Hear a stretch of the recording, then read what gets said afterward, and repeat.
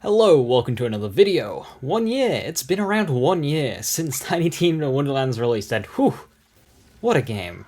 What a game. So, I wanted to look back on this game with some fresh eyes, see what was great, and what was not so great about it. There's a lot to talk about, and of course I'll go over various points, and I'd love to hear your opinions. I'll be giving the comments a read, as always. Yeah, just a discussion on this game, Wonderlands, Tiny Tina Wonderlands, and of course as we wait for Borderlands 4. So first up, story. Wonderlands, I think, had a nice story. It had a great villain, a solid line of supporting cast, and was fantastical enough to not feel generic. Obviously, story is a relatively low bar when we're looking back at previous Lands-esque games.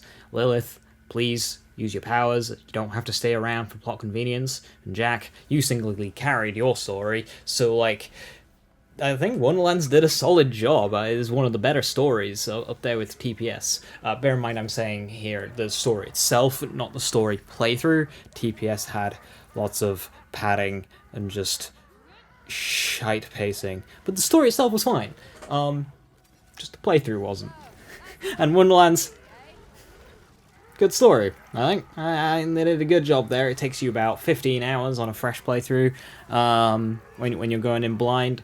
It took me about 15, 16, and yeah, that was enjoyable. That's a good length game, is that. There were also those 4 little side stories, which are cute, especially the Goblin Uprising. Enjoyed that one a lot. And another thing I appreciated was once the story's going, and you're looking out from the main town towards the pyramid, you get through the start of the game, and it's like, that's an adventure. It's just no constant returning back like you did with Sanctuary. It's just forwards and onwards in some fellowship type deal, you know? Like, you go, and you constantly see your end goal in the distance getting closer and closer as you get to each new area. You see the pyramid poking above the horizon, but it's getting bigger and bigger. I like that a lot, and well done, I say. One of the better stories we've had out of Gearbox, I think. And moving on to gameplay. This is where this game won. It is a lot of fun. I played it for the first time in a few months the other day, and yes. Very fast paced, and you have so many options. Guns, yes. Melee, yes. Spells, yes. Action skills, yes. And of course, each of those have just tons of different outlets between them, from big slow club to super fast pickaxe, from a ghost blade that you move around with fancy animations, to the Dreadwind spin to win, to a big dire sacrifice walking bomb explosion. And what's more is they're all viable into high chaos endgame. Out of the 12 action skills, I think there's like 2 that don't. Melee is ludicrously powerful. Spells, very powerful. Guns, they hold their ground. Maybe not quite as strong as the others, but you can make them as strong as the others.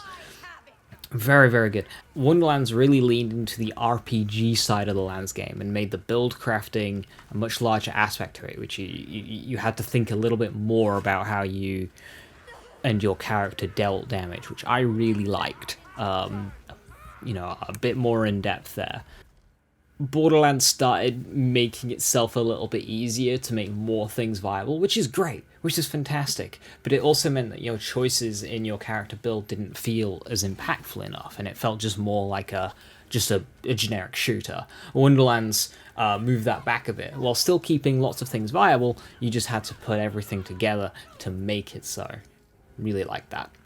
The level design I'm a fan too. The chamber maps having all kinds of hidden ledges and stuff that you can use to traverse the multi-layered areas quickly.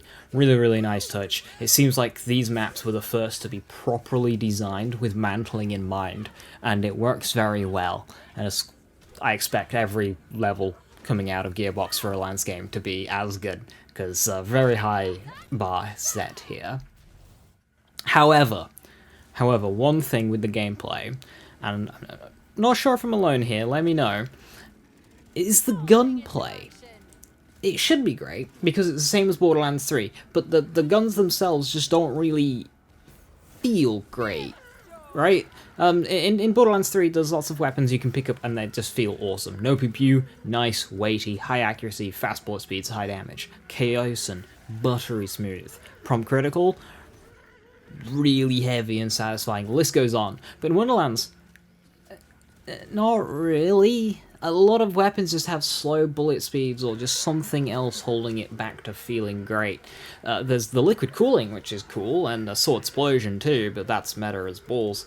Right Rider's strong, but it's a laser and doesn't feel very weighty. So it meant, to me, Wonderlands was very much a spell melee ability game, rather than a gun one. Which is fine, because it did a bloody good job of those. It's just the guns felt a little meh to me. Moving on to sound and music, I wanted to highlight this because this is where an area where Gearbox typically deliver really, really well, and they did again on the sound design. The spells look and sound great, has a really innovative system on individual weapon parts affecting the sound of the weapon, giving subtle differences in the sound of similar weapons, which, yes, this is more of a BL3 introduction, but Wonderlands has it too, and this system needs more appreciation, damn it. It's a really good system that I'm pretty sure only Borderlands games do, outside of, you know, Silencer. they go further with the Land's weapon system, and it's a really good system, so wanted to appreciate that. The music, on the other hand, again, Gearbox typically really nail this, but it just felt kind of muted. Normally in a Lands game we're jamming it out, thinking about going through Skag Gully or Jacob's Estate, but in Wonderlands it takes more of a backseat. Dragon Lord Phase 2 is brilliant, and Oasis is a bop, but beyond that, kind of forgettable, except that pirate theme, which I don't dislike, but And I'll return to him later, but the DLC music situation was beyond disappointing. If you get a DLC map in the Chaos Chamber, it's silent, and it just completely kills flow. Like, no, it shouldn't be silent. Put something there. So yeah, music, a bit disappointing to me. Endgame. Okay, so I've been working on a statement which I think is good, which I think summarizes the situation in Wonderlands Endgame that most people should be able to agree on. That's fair to both the developers and the gamers. So, okay, here we go. The Wonderlands endgame activity is the most in-depth and comprehensive endgame activity we've ever received in a Lands game by a mile, featuring everything from multiple difficulty sliders, a power climb, optional difficulty levels for the min-maxers, tough mobbing, raid bosses, and so on. However, within the same family of games, players have come to like and enjoy multiple endgame activities to bounce between, and the lack of such variety makes the endgame feel one-dimensional, and those players understandably feeling shortchanged and out of things to do. Okay, is that fair? I think that's fair. Chaos Chamber is great, it's brilliant, you have so much level of control of your experience. You can make it a hellish nightmare to a comfy mobbing experience. The overall boss design of Wonderlands being a step up from previous games is a big help too. Story bosses having extra involvement from the player instead of just standing there hurling projectiles at each other until one wins. You have to actually dodge attacks, or back to the build crafting of this game, you can make a tank build and tank through, which works wonderfully. And then you've got the puzzles to access the 4 raid bosses. Great stuff. However, to encounter those said raid bosses, you need to go through the lengthy process of an entire chamber run and the puzzles. And while that is by design to make your build need to handle both bosses and mobbing, it is certainly not for everyone. Sometimes you just want to fight the big boss over and over, and not deal with all the in-between fluff. Yeah. Sometimes you want to do that. And Wonderlands doesn't give you that option. You cannot just say, hey, I want to do a Glooper, Barky, Bunny maker run. You have to do 10 minutes of Chaos Chamber beforehand. And that is, yes, to make sure your build can do mobbing, but I just want to fight the big boss. And yeah, that is the core design thing of an intentional design point of the game. It would have been nice to break that up with, say, hey, can I just spend a boatload of moon orbs to do that? I'll need to get the moon orbs back by normal Chaos Chambers to begin to do it again, sure, but can I just fight the boss, please? That would have been much appreciated. The drop rates on bosses outside the chamber could have definitely been a bit more generous too. While I don't believe it ever should be better than chambers, being closer to feel somewhat rewarding should definitely be the case. Since, you know, doing fun playthroughs where you use a certain weapon isn't really a thing in Wonderlands. No New Game Plus, of course, as well. It makes doing playthroughs a bit less. What's the word I'm looking for here? You can't do a niche playthrough. You like any Lands game, you just got to use what drops. You can't just farm an early game boss to get a weapon and use that weapon for the game to have like a nice themed run. You can't do that as much in Wonderlands. So I think the bosses could have been a bit more generous. But yeah, to me, Wonderlands is my dream game. It's essentially a dungeon crawler or ARPG. Think Diablo 3, Path of Exile, but in a shooter. I tried Path of Exile, didn't like the gameplay, but I loved the way the game was set up, and I wanted that in a shooter. In fact, Chaos Chambers, I'm told, I haven't played Diablo 3, but I'm told that it is literally just a copy of Diablo 3's Endgame that's been spiced up a bit. In a Lands game. The shooter that is a Borderlands game. Perfect. Literally perfect. But if you don't want Diablo 3's Endgame, then Wonderlands Endgame leaves you with not much to do. So yeah. Lots of good, bits bad there. Post-launch support. Final point. I'll break this down into two bits. The general stuff they did, and of course the DLCs. So, in terms of post-launch support, they did some good stuff. Weekly events were received well in Borderlands 3, so they ramped it up in this game, where we have something every single week. The week of recording this, it's Moon Orbs. We get more Moon Orbs, and rerolling's cheaper. Cool. There'll be another week with armor and stuff. Good stuff. The devs were more involved with the handpicked featured run, which was brilliant, which is something I asked for in early Borderlands 3 days regarding, early Mayhem and Malwand Haydown. I wanted what was essentially a Nightfall-esque system where everyone had the same modifiers to do Malwand Haydown. This is optional. Same modifiers to do Malwand Haydown, and you got bonus rewards for doing that catered run. And they did that. They delivered that in Wonderlands. They listened and they delivered. Cool.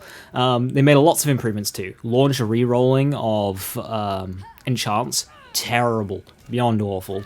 But by the very first patch, they improved the system a lot. They listened, they made a fix, they delivered. And it's not perfect. It is a lot better now.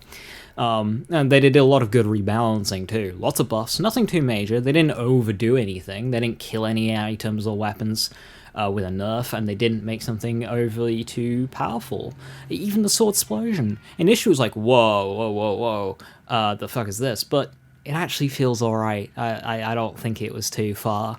The only balance change I personally disliked was the sawmill nerf. And yes, you can still push it to endgame, but it takes a lot to do, which you can apply to other weapons as well. And yeah, the sawmill was a bit too much for me.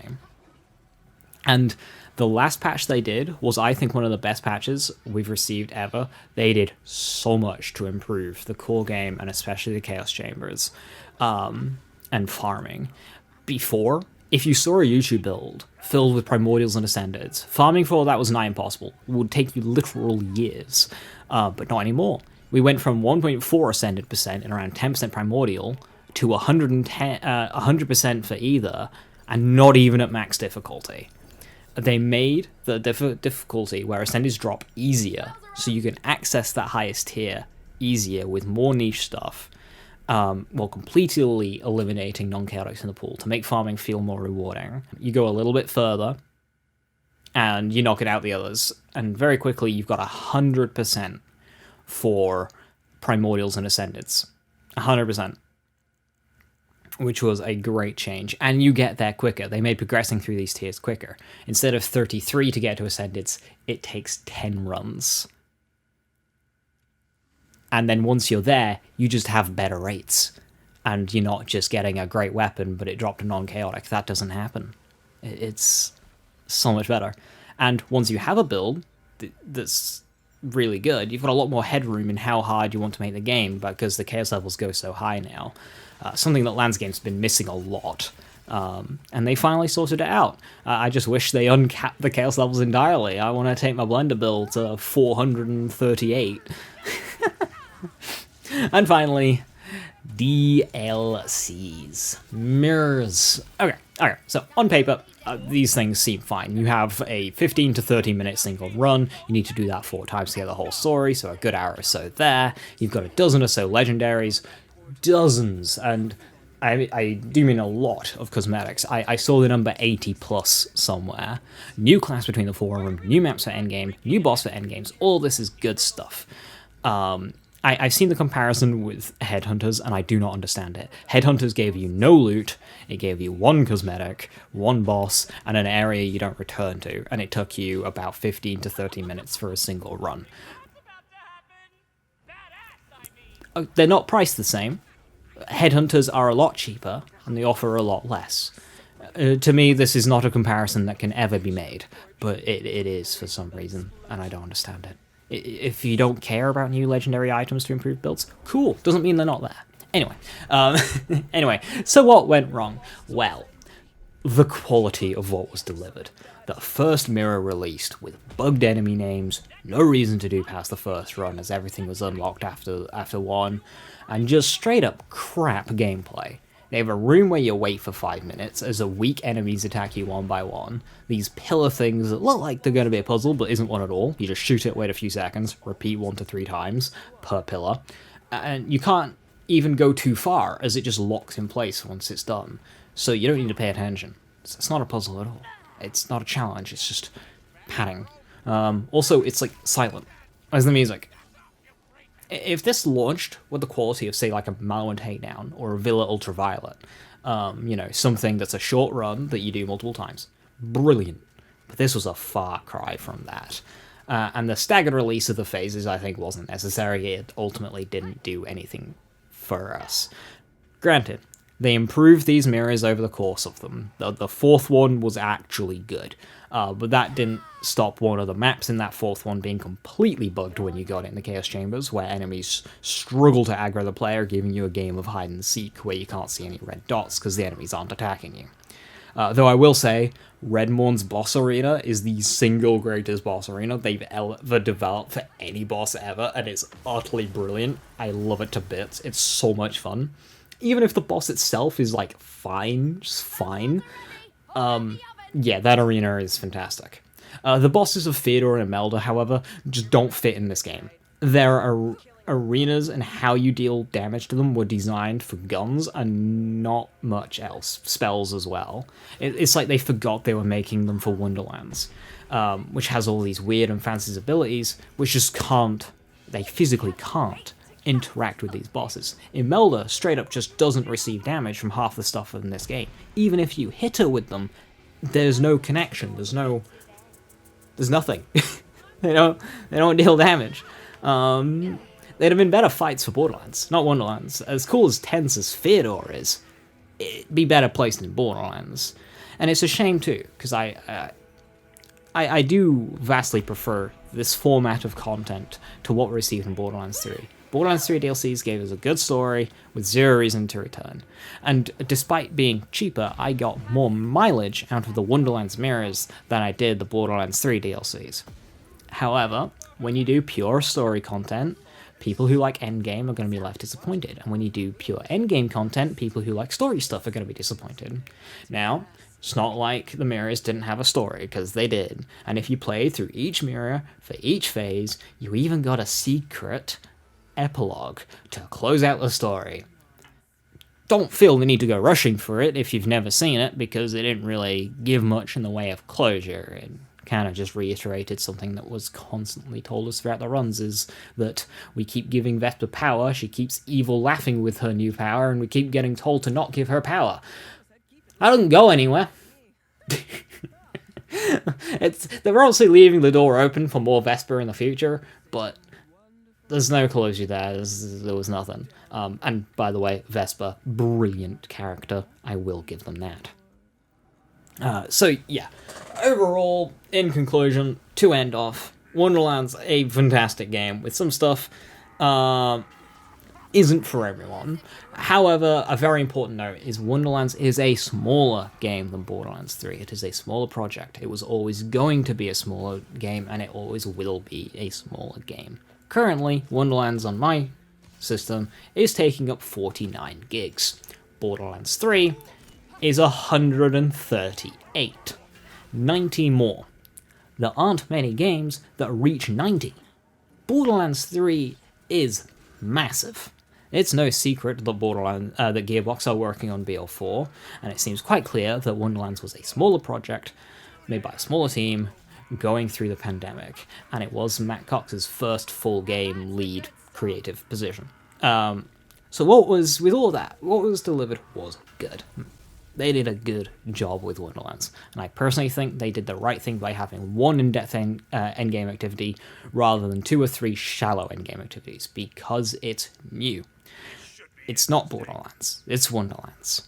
Different game. Borderlands games have always had separate shallow endgame things. A slaughter arena that takes you 10 minutes to do and is the same every time. Or this dungeon that takes you through 5 maps out of a total of 65 that has different enemies spawning every time, that's got hidden raid bosses in that takes you 10 minutes to do. And a lot more that I didn't just mention. Yeah, I'll take the second one, thank you. So having something, an individual thing that had a lot more thought and effort is appreciated. Kind of like the Glitch Arena in the TPS, that was great. Would I like Wonderlands to be a larger scale project? Yes, absolutely. I think most of us would. And hopefully, since 2K, I believe, deemed the game a success, they can give us a Wonderlands 2, and hopefully with the level of scale of a mainline Borderlands game. I would love that, because Wonderlands, it was good. So yeah. That's kind of it. I haven't uploaded in a while because, 60-hour weeks is a killer. I do stream whenever I get the chance over on Twitch. I've been mainly playing Elden Ring as of recently. Really fun game, with occasional embarks onto Borderlands challenge runs. We've just done a couple of really brutal ones. So yeah, thank you so very much for watching. Have a wonderful rest of your day / evening. I'll catch you next time. Bye-bye.